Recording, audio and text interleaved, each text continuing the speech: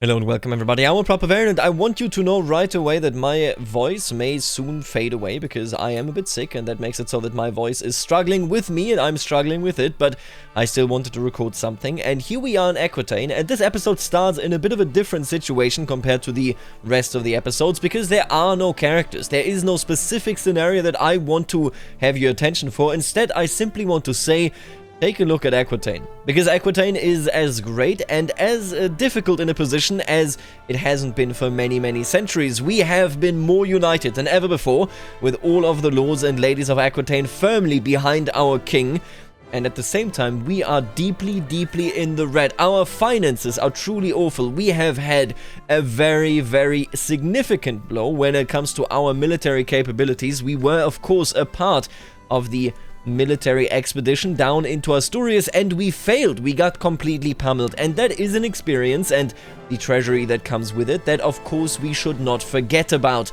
This is something that worries Rega Asna Catalina significantly, and which is why we returned home. We are currently not aiding Asturias in anything, and frankly that is just the way it is. You have to take them as they come, and I do think that maybe reforming the realm a bit, maybe thinking a bit about what is going on is a good idea. Now, I do want to highlight one thing, and this is something that we haven't really talked about in detail. I think many of you probably know this, but basically, Marquise Ida is very likely to have all of her lands lose, or rather lost, and go to Italy. The reasoning for this is that if her husband dies first, this means that both of her heirs, which is Prince Hildebert right here, and then of course Prince Aubry, they will inherit land within Italy, making it so that when they get to split her inheritance, all of it, all of the things that you can see right here, will fall into Italy. Now in real terms, Now, in real terms, when this were to happen in reality, it wouldn't be this clear-cut. You have this, for example, when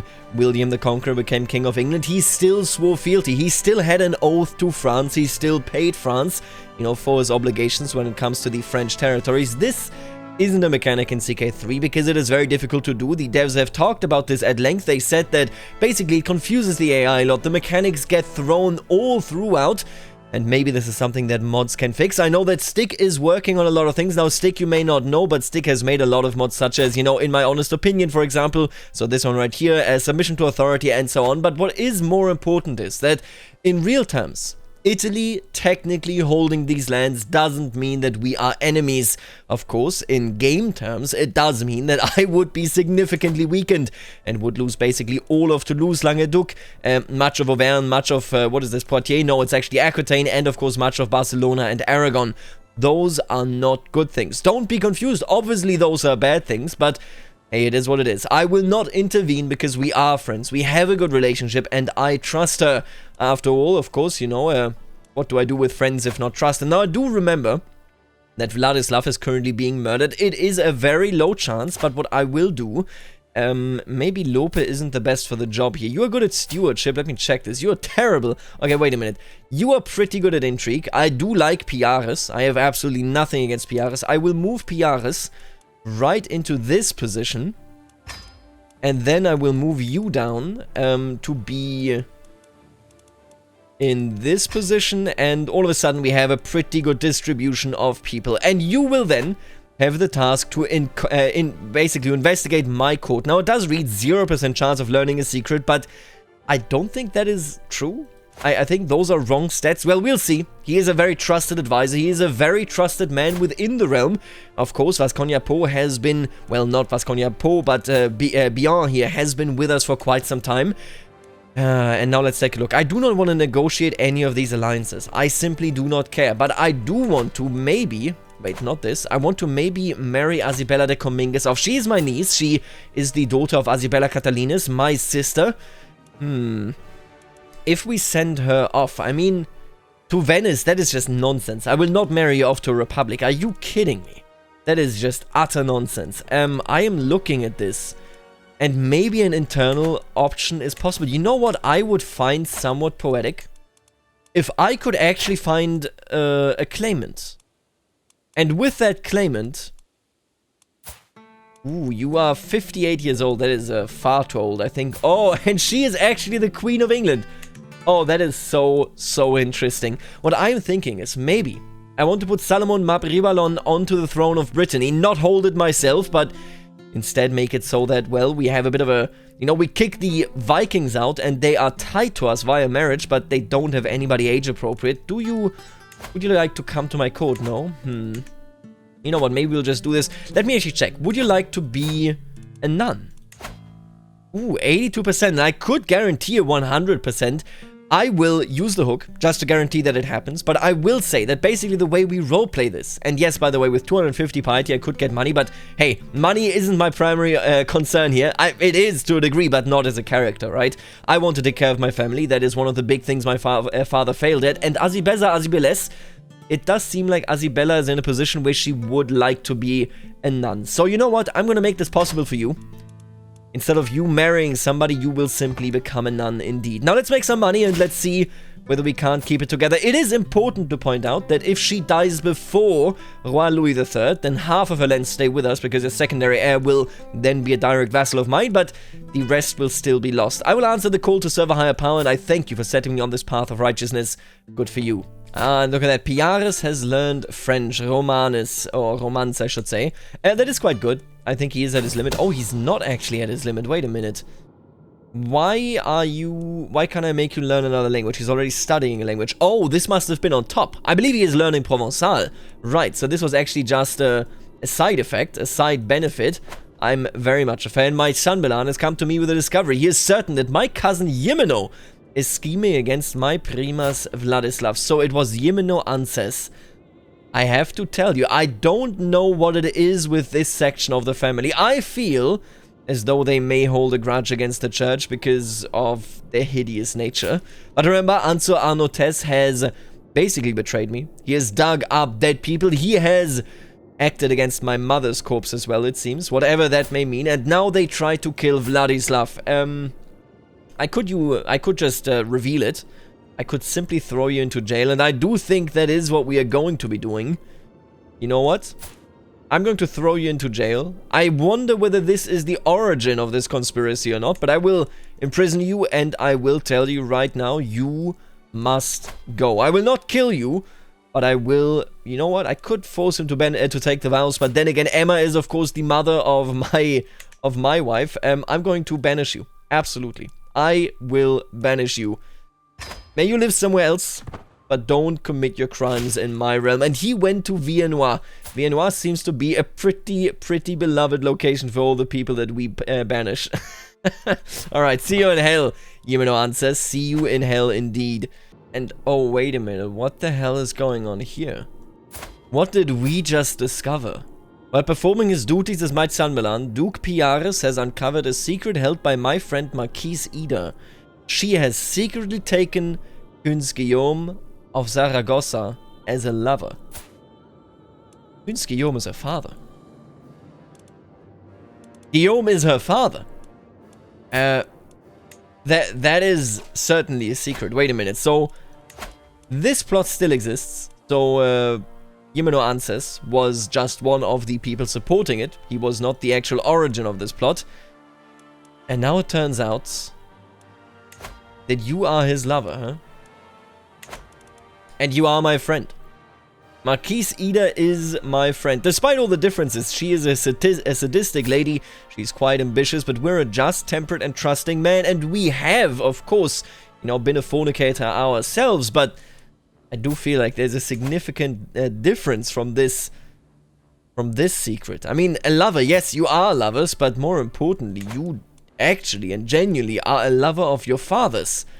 I mean, that is just incredible. I don't know whether I would reveal this. You know what, let me think about this. At the end of the episode, at the very latest, I want to take action if necessary, but right now, I am simply stunned. You are marrying Infante Lopa de Fonses, Munya. With her coming of age, my tuition of Munya is at an end. She is an intricate web weaver. That is quite okay, I would say. She turned out quite alright. Let me see. How are all my other children doing? You are being educated by my wife. Of course you are. You are 5 years old and you will be educated by Marquise Ida of Toulouse. I did hand Prince Louis Fakiyes over. And then we have Vela. Vela does not have an education at all, but he is only 3, so I don't think I need to bother with that yet. We are slowly but surely progressing, but I am just not sure what to think of our ally here, of our friend. I mean, how far can friendship go? Cultural acceptance, male-dominated, seemingly feeble-minded. This character is often seen reading children's fables, giving off the impression that their mind might not yet have matured. Marquise Ida, see, I don't think it is valid. Obviously, you can think about this, you can say maybe it is her mind that is, you know, a victim here. There's Queen's Guillaume. At the end of the day, we can't say when this started, but what I will say you right, what I will tell you right now is that ultimately she is a very intelligent woman. Just because she reads kids' fables, we know her better than this. I don't think the seemingly feeble-minded is something that impresses me a lot. I don't think we need flattery. Let's go with Groom to Rule. Children receive 1 to 3 extra skill points. That is just outstanding, especially because it all comes in instantaneous. Look at that. All of a sudden, my kids, they are all geniuses. I really like that. That is so good. I really, really like that. I do wonder, is this one of those things where you could technically... If I re-rolled my perks, right, and I took it again, would that let me genuinely take it again? How does that work? Either way, again, I'm not certain yet. I'm frankly not certain whether Duke Piares, whether I want him to find more... But look at that, actually. So France, first of all, just managed to actually get Königsgilbert to swear fealty. That is a very, very good thing. And this war is going very poorly, as you can tell. But more importantly, what is this? Aznar II is at war against Conde Gil Alvarez for Conde Ramirez's claim. Wait a minute. So he's not even pushing his own claim. He is pushing Ramiro Alvarez's claim. I guess you are brothers. Maybe you trust your brother either to be your... puppet, or you trust your brother to be the rightful heir. He is the younger of the two, so I'm not entirely certain why he would do that, but who will win this? Oh, and he will win it, won't he? Conde Gil Alvarez. First of all, I need peace in the realm. I think this is a general truth. We require peace in this location. It is mandatory, it is important, and it can't be changed around. Conde Gil Alvarez of Lusignan. See, I'm thinking about this. I am going to end this dynasty war, I think. I understand his anger very much. These used to be the rulers of these lands, but you have to understand, you aren't the rulers anymore. My brother, Conde Alva Catalinus, he is gone, and in his stead, it is my son that rules these lands now. You must accept this. It is the hierarchy of our realm and of our family. So please, just let it go. Let's hope that that brings calm and peace into that region, because of course the north is very important to me, quite frankly, with Brittany on our doorstep right here. By the way, I did notice, first of all, Khazaria is very much going Tal to this now, which is quite interesting, I think. And maybe more importantly, the Abbasids and the Tulunids have basically fallen apart. I mean, yeah, just look at this. Mesopotamia as a whole has been removed from the grasp of the Abbasids, with the capital still being there, but with everybody around them simply not listening to them. The half-seeds still exist, which is fascinating, because what this would mean, and again this isn't emulated in the game whatsoever, but what the half-seeds would mean for the Byzantine Empire is basically a complete disaster. They were a 100-year-old thorn in the sides, historically speaking, because they dominated the Aegean Sea, in the sense that, obviously, you can't have naval supremacy, not that this was a concept in the medieval period to begin with, but what is very important is the entire logistics, the entire infrastructure of the Byzantine Empire was resting on the shoulders of the Aegean Sea. And if at any moment the half-sea ships could raid the ports, the, countryside, then this was a disaster. And indeed it was, meaning that what the Byzantines actually achieved in game here is completely unrealistic. Actually taking Italy, well, Sicily I should say, is astonishing. I love it and I support it obviously, but yeah, this is definitely not something that they could have done with the half-seeds present as they are. What is this? Familiar reputation. This happened despite your spouse's poor diplomacy skill. Conde Ramiro Alvarez. Ah, I see. Okay, so his claim was about to be pushed, but he says, you know what? My dear uncle, you are correct. We need peace. We shouldn't have this rebellion of my brothers. So I think he understood the lesson. I hope that Conde Gil Alvarez understood it as well. I don't want to be forced to intervene yet again. Now what do we have here? While performing his duties as my Chambellan, Duke Piares has uncovered a secret held by my vassal consul Gervais. You are right, you are a mere baron of Narbonne. He seems to be harboring doubts about Catholic doctrine. Oh Gervais, what would the clergy say? Well, of course that is disappointing, but not exactly something that I am bothered with. I'm gonna let you research for one more thing, but hey, I gotta tell you right now, if it is just something as trivial as what you just uncovered, then I think I will move you. I do not care for this. Now, we are still not positive, and the war is still raging. Of course, with one side clearly losing. You need to get out of there, buddy. Ah, look at that. You actually got groomed to rule this. Now, what an amazing trait.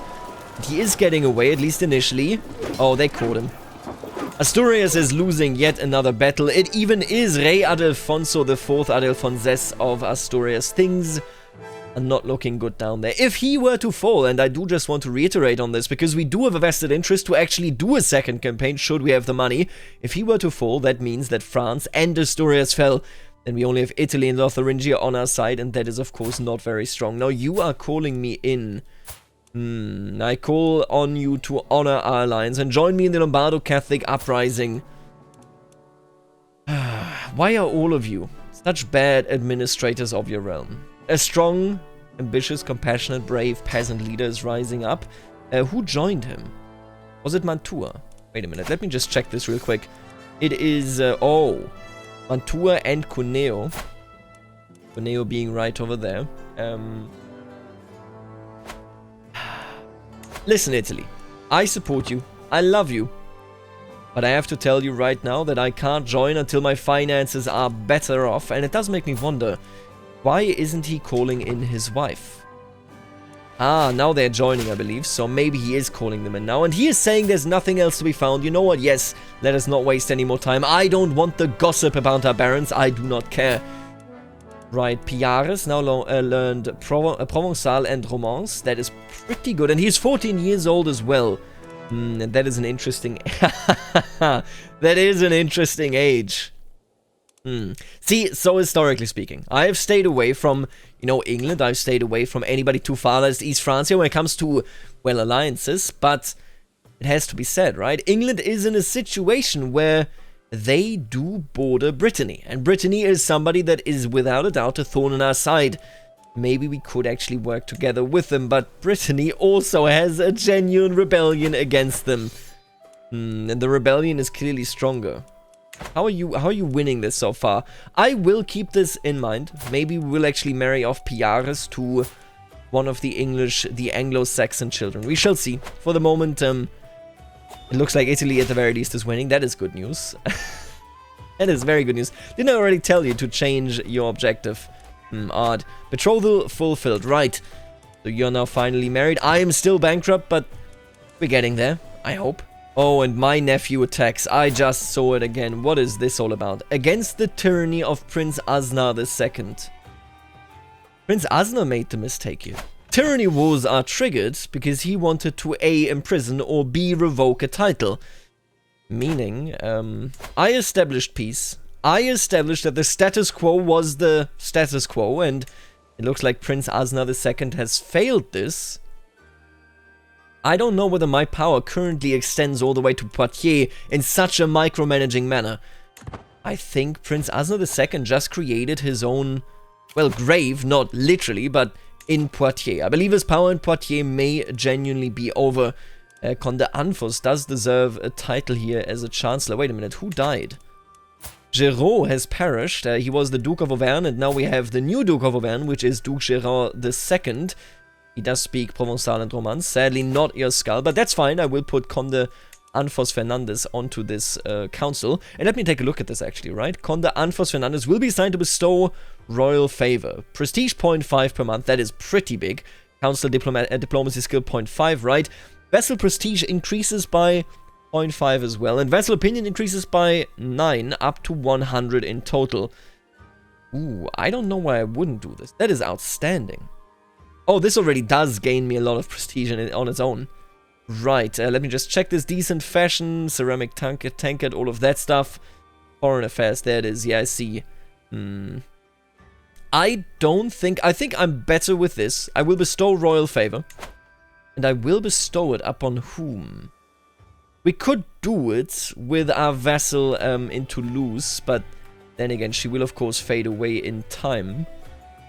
I feel like Poitiers is a bit of a waste because we're not really involved there. We could focus on a more local you know, situation, couldn't we? We could focus on Aquitaine. Aquitaine has been good, and I like the kid. No, you know what? Now that I think about it, we don't really have anybody that I want to spend this favor on. I don't really feel as though it would be necessary. You know what? I'm going to leave you on foreign affairs. Yeah. You know, I like that. I like that interaction a lot, but there's nobody here that I want to elevate. Quite frankly, there is nobody there. My friend in Toulouse would be the first choice, but she is dating her father, so here we are. Asna has been born to Princess Giselle and Prince Lope. That is absolutely excellent, of course. Now let me take a look at this. What is happening here? Oh, look at that. He's not overstaying his welcome at all. He called in Marquise Ida. And that settles it, I think. We have a bit of a... Not even a small scale. Jesus, this is a large-scale civil war, if you will. We have all of Toulouse involved in this. We have our friend here. Well, Duke... I don't know whether we are friends, but Duke Piares Lopez, of course, is one of the more involved family members. And then we have them all in fight. Wow. This is a very proactive war, and it does seem like Prince Asna II will actually go through with a bit of wrath, I would call it at the very least. We said, keep the status quo, and he said no. And now the realm is at war. This is the sort of thing that we cannot abide by. And you know what? I think this pushes me into the situation where I must say, Marquise Ida, everybody shall know who you really are. I am as disgusted as anybody else would be. And it isn't justice until everybody knows so that you can repent. It is good for you, trust me. But also know that I trusted you. That I trusted you to be an upstanding person, and it is now clear that you are not. I've exposed Marquise Ida's incestuous relationship with her father, Kunz Guillaume.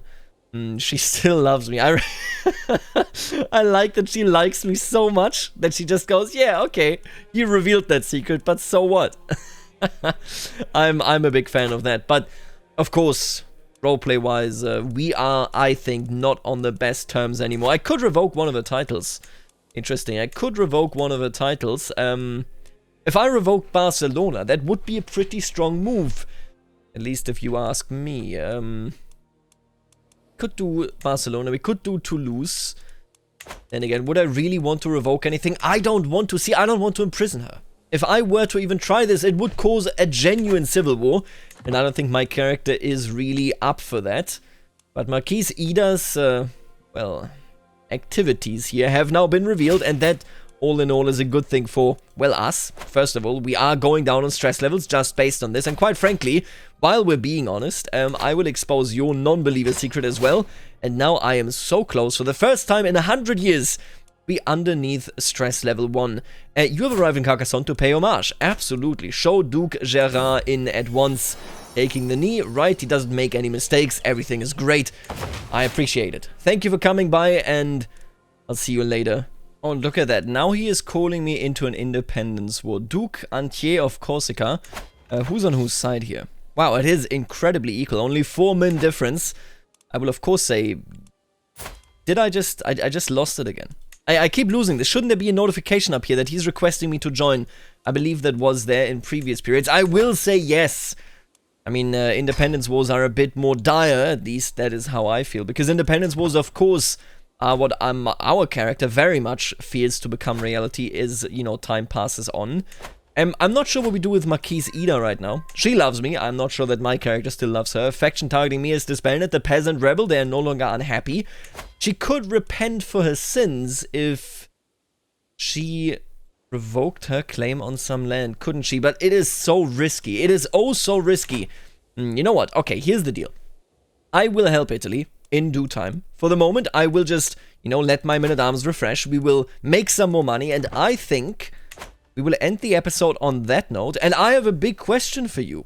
Do we get involved in Asturias, or do we get involved in Italy? We haven't really had any, number of interactions here with Asturias. Alternatively, oh my god, there are 3 alternatives that we have here, in my opinion, that are immediate. First of all, I could try to actually revoke her title, which would be justice, if you will. I mean, not really. I'm not the person that can, you know, really push justice through, that can execute the will of God, because I am not God, but... if we take Barcelona, if we take Languedoc, or if we take Toulouse, for example, we would weaken her, and maybe this would, in our eyes at the very least, bring her back into the circle of upstanding people. But of course, the issue here would be that she might very well try to rebel, which could be a civil war. A full-blown civil war. Alternatively, and let me know what you think in the comments, do we return to Asturias? I still love the guy. Alfonso IV hasn't done anything wrong. He is married to my sister Reina Elvira Catalines of Asturias, and I do believe that he deserves our aid. Do we go back? Do we go south yet again? Or do we go to Italy? I primarily am thinking of going to Corsica. Sorry, I'm a bit sick, so my voice just died there. I personally am thinking of going to Corsica, potentially taking them down, because a rebellion against a king is a completely unjustified thing. Before we do the end of the episode, though, let me just check this, right? Is there still somebody here from England that would like to marry? Oh, they're all married off now, aren't they? I knew this would happen. Oh, no, they're not. Hello.